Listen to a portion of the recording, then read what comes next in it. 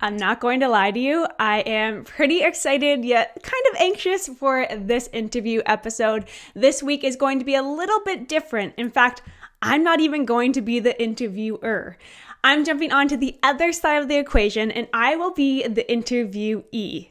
And we actually have two special guests this week. The first one is Simona, the producer of the More Than Social podcast episodes, who will be asking all the questions and leading today's interview episode.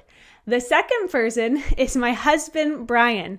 If you weren't aware, Bryan joined my team just about 3 years ago and has been working full-time 100% online ever since. We thought it would be fun to do an episode together for all of those couples out there curious about what it's like running a business with your significant other.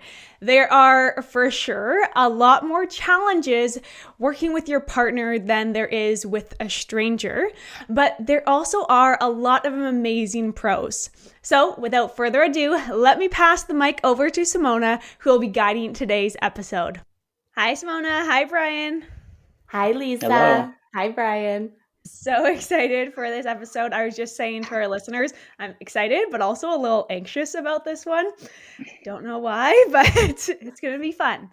I mean, I think it could be a little bit nerve-wracking to have your husband on the podcast and me asking you all these questions about what it's like to work together. I'm really excited and I'm so honored to be on here today chatting with you both and really digging into all the questions that I know a lot of entrepreneurs have. I know myself have. I say all the time, and I'll just say this for your listeners, I say this all the time too, Lisa, everyone needs a Bryan. And I feel like it's a tagline now. So I'm excited for everyone to dive into this one. So to get us started, Lisa, can you share your story of how you and Bryan started working together in the first place? So I started my business in 2015. At that time, I wanted to be able to travel and just work online. Didn't want to have to do the whole 9 to 5 commute anymore. But as we started shifting into getting older, buying a house, getting married, I guess I could say as we started settling down, the traveling got a little bit harder because I was leaving Bryan all the time and he was working his job and didn't have that flexibility. So I remember I was in Mexico, I think it was for 3 weeks or so, and Bryan's just at home and I'm doing my thing. And it just got harder and harder. Or even when I was at home, he had his pretty set schedule working 12 to 14 hour days, 6 days a week, where I was either traveling or if I wasn't traveling, I was at home all alone, living my flexible lifestyle, and he was never around to do anything with me. So I started getting pretty frustrated about it. And I was like, you know what? This is just not working anymore. I want you to have more flexibility. I want you to have more freedom. Long story short, it was always in the back of my mind to be able to have Bryan work online in some way, shape, or form. Didn't necessarily mean with me, I didn't know what he was actually going to do at that time, but it was something that I knew I wanted for our family and our future to be able to just have that flexibility. But Bryan worked a seasonal job, and he can get into that himself, but he worked a seasonal job. And in the winters, which was 3 years ago, Bryan, 4 years ago that you started doing stuff with me in the winters? Yeah, I think 2017 or 2018, I kind of started getting a little, I started with the financial side of things and started taking care of invoicing and paying bills and stuff like that. And just kind of, that would be my biggest strength, I think, within the business still to this day is a numbers guy. So that's really where I started, is just kind of taking that off of your plate.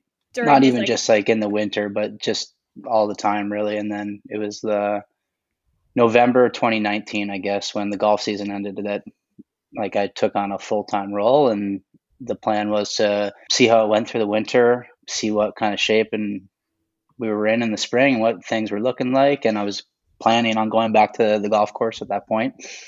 And then COVID hit and we were booming and I was liking it. So we just said, let's just ride it out. And for 2.5 years later, here we are.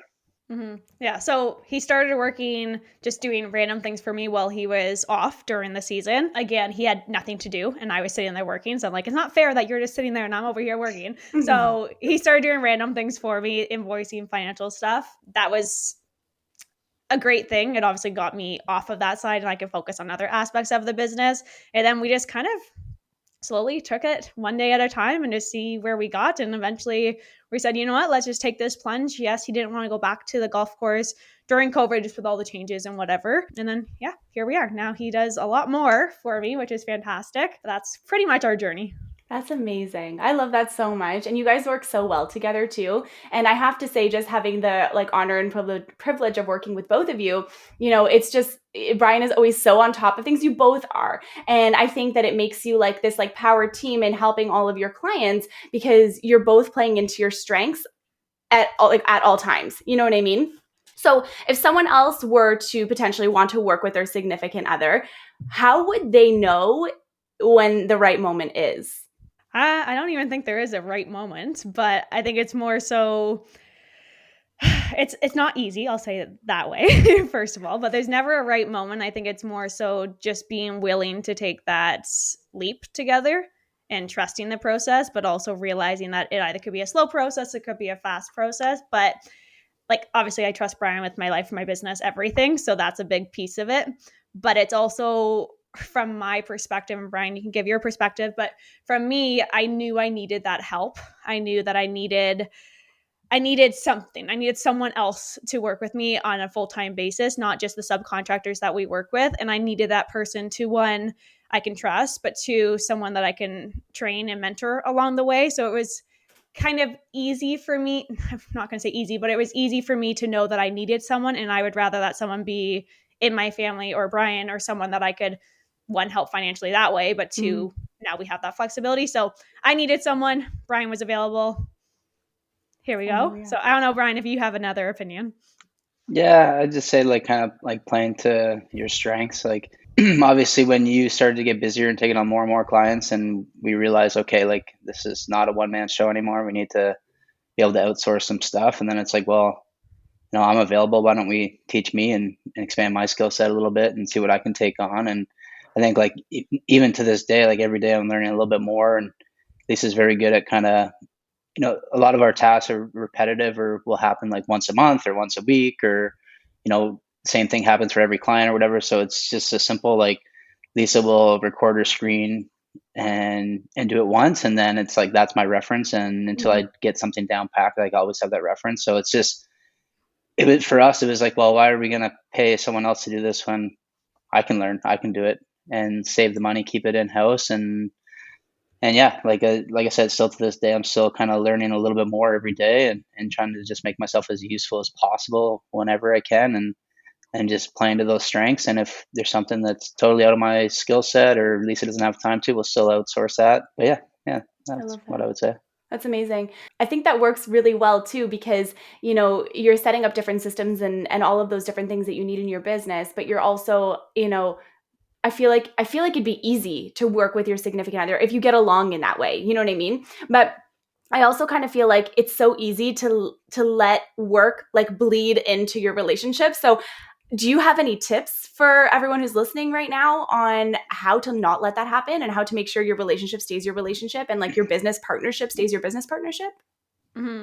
I'll start with this one. I would say don't live in a 1-bedroom condo, because we did that for a year and it was extremely challenging, especially like Lisa takes the majority of the meetings. I sit in on a lot of meetings, but really she's the game planner, the people, or she's the one that people want to talk to for her expertise. So when we were living in the condo, it's like, okay, Lisa's got 3 meetings today and I'm like confined to this like tiny little like space where I'm like basically have to just shut up and don't say anything and be quiet for those hours of the day and just work peacefully. And yeah, it just like got to the point where you're just like always on top of each other. But since then we moved and we're in a townhouse now, 3-bedroom. We have an upstairs, a downstairs. So it's like there's a lot more space, but you can definitely like, you got to draw the line, I guess, with work and your relationship too. Else you're going to have one and not the other, it's a challenge, especially when we're busy, because like, it could be like 8-9 o'clock at night. We're still working because we have deadlines to meet or whatever. And then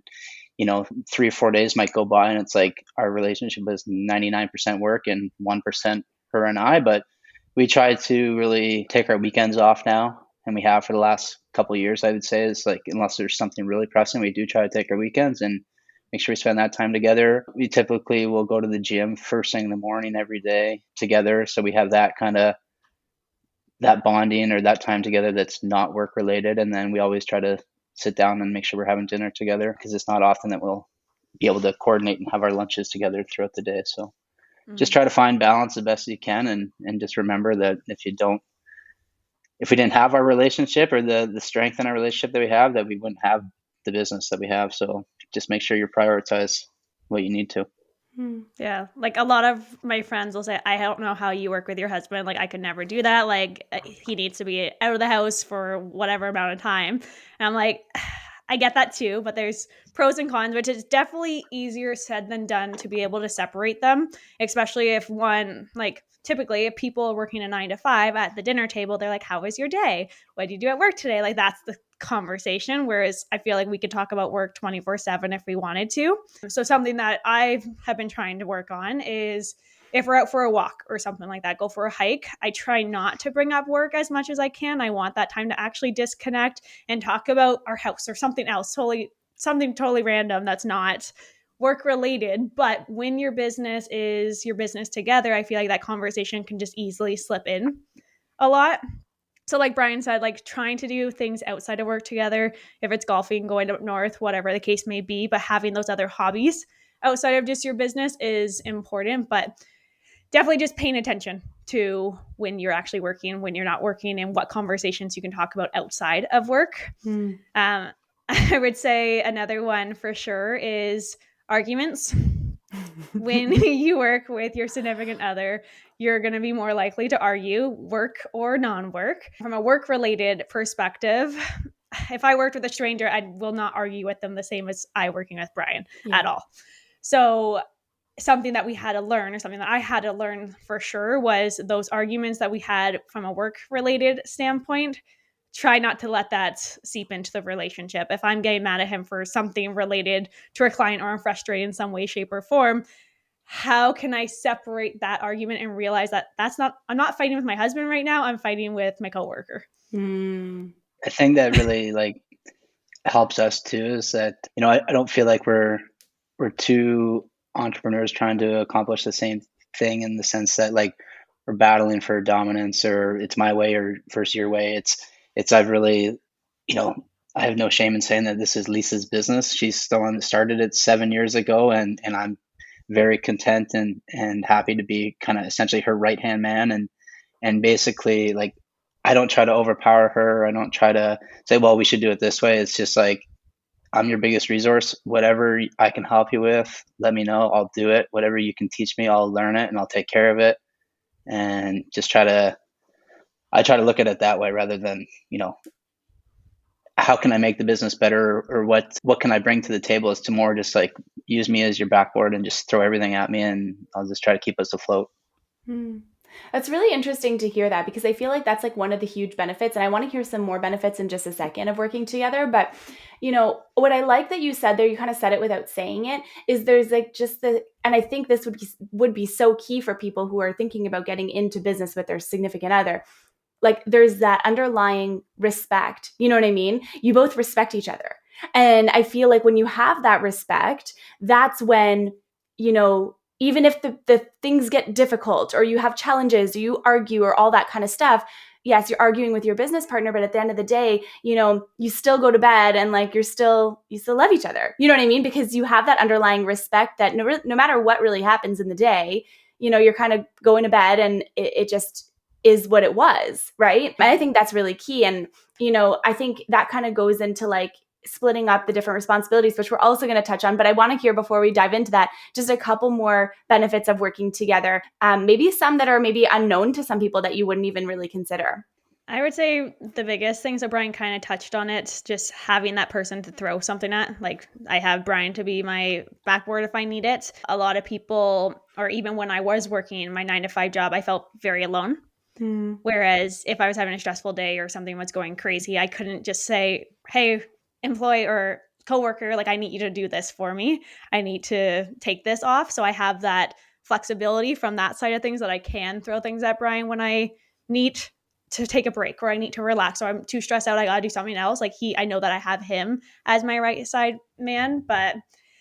Or another one is really learning about each other. Yeah, obviously you're going to learn about each other throughout your relationship and as things come up in life, but I feel like we learn about each other in a very, very different way. Bryan mentioned that he's not that entrepreneur spirit. He does have more of a, I don't want to say this in a negative way at all, but he has more of that worker bee mentality, where I have that let's go, go, go, go, let's drive, let's continue to grow mentality. So I think even learning that side of things, it opens up a whole new world of what you would actually know about each other. Mm-hmm. It's balance though, right? Like you're balancing, because you can't really have two people who are both like that stronger, more like, I'm going to say dominating, but I don't mean it in a bad way. Like, the person who's that go-getter, like it just would be very difficult, I think, to be able to balance all of that if, everyone and, everyone who's like has like a leading role in the company is like kind of like this all day long. You know what I mean? So I think it makes sense. Yeah, absolutely. I mean, this is like a old hockey saying, but like just know your lane and stay in it, right? And that's why I try not to cross it and pretend like I'm going to take over the business. And this is how it's supposed to be done. It's just like you're the boss, Lise. Like let me be your biggest resource, and that's kind of what I just take pride on, and being and contributing to the business for sure. I love that. That's amazing.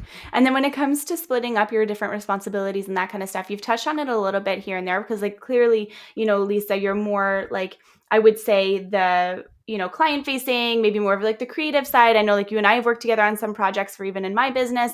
And Bryan, I think you're more like the ops and stuff like that, like operations and finance and stuff like that. Did you fall into those roles sort of naturally when you kind of joined in, or, did you try and pick up things that you were like, you know what, I'm really good at this. Like I would like to take on some more of this. A little bit of both. Like Lisa's really good with numbers, very responsible financially, and there's no doubt in my mind she could handle it all on her own. But I feel like that's my biggest strength. Like writing ad copy or writing emails or coming up with creative marketing campaign ideas is not my strength, and I'm not afraid to admit that. But if it's like a contract negotiation, or Lisa just wondering what to charge for something, or something like that, it's definitely my strength, I would say. And then, but like with that being said, like going back to the emails and ads and all that stuff, it's like with an email campaign, like a lot of it will be tweaks and automations and like setting up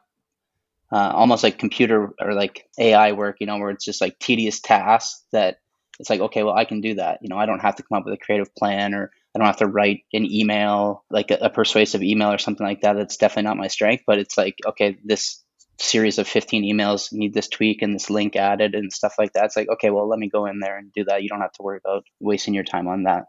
So how it's kind of laid out now, like in the beginning, like even the financial side of things, like, I mean, I've been doing this for 7 years now. That was kind of my baby. Like I always liked doing the invoicing, checking the books at the end of the month. Like I've always loved numbers, and that's where kind of Bryan and I are the same. So I had to let go of that side of my company to be able to kind of give that side of it to him, which was harder. But because I wasn't paying so much attention to the numbers, like even now, I have no idea if an invoice is paid or not paid. I don't pay attention to it. That's Bryan's thing. But it was still, I was the creative person. I'm the person that's doing all the strategic planning, the actual coming up with all of the content and everything. But I still needed that support to building out the email marketing campaigns, to making the tweaks on the sales funnels after it's designed, like stuff like that. That's very minor things, but does take a lot of time. Like a lot of our work is very tedious. So Bryan has learned that stuff over time, whether it's me shooting a video and showing him how the first time, and now anytime I need him to build an automation from an email standpoint, he knows how. Mm-hmm. So he's taking on, I would say, more operations for sure, financial side of things for sure, but even project management on the back end. I'm still that main project manager, but he's more my right-hand man is the easiest way to put it. I love that. The other thing too, like just to add onto that, is like we have at any given time somewhere between 6 or 8 subcontractors working with us too. So these are all relationships that Lisa's built. But once like we, come up or have a new project and like an onboarding call or whatever, and we game plan what it's going to be, like a lot of it is like, okay, I'll take this and I'll make sure that Victor has everything he needs, or I make sure Taya has everything she needs, or make sure Michelle has everything she needs. And I'll kind of be that communication between our subcontractors, just because I'm comfortable with it, and it's one less thing that Lisa has to do. Yeah. And you know what? It's so true too. Like even when we all work together, for example, like, I'll send over all of the stuff, but you're always the one to give me all of the assets. You know what I mean? And then I just know that Lisa's the one for the final review. You know what I mean? And like that process like works really well. And it's nice to be able to sort of have that, because then, you know, you become more efficient with your time. Like, you know what I mean? And you just are continuously each playing into your strengths. And then when you show up as like that best self every single day, that's when, you know, you have that client retention, you have those referrals, you have people that want to come back to your business because you know what you're doing. You know what I mean? So let's go into this question here. It's my second last question for you today. I have a surprise question for you at the end that I didn't prep you for, but that's fine. Okay, so the second last question that I have for you is, what are some things that you would leave our listeners with in terms of avoiding when running a business with your partner?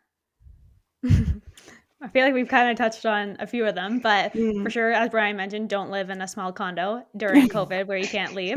That's a very, very big thing. Sounds out like that's like a core memory for you guys, isn't it? Oh, it was a tough year. Tough year for everyone, but we didn't throw each other off the balcony, so here we are. That's a good start. We did good. I definitely think, like, for me, the biggest thing, and something that took a very long time for me to learn, is, again, just not trying to look at things as separate. Like, your relationship's separate, then your business is separate. So try to avoid combining those two. I try not to think of him as my husband that I'm working with, although obviously he is. And at the end of the day, that's what it is. But it's like, I needed to learn how to separate the husband aspect from a business partner aspect.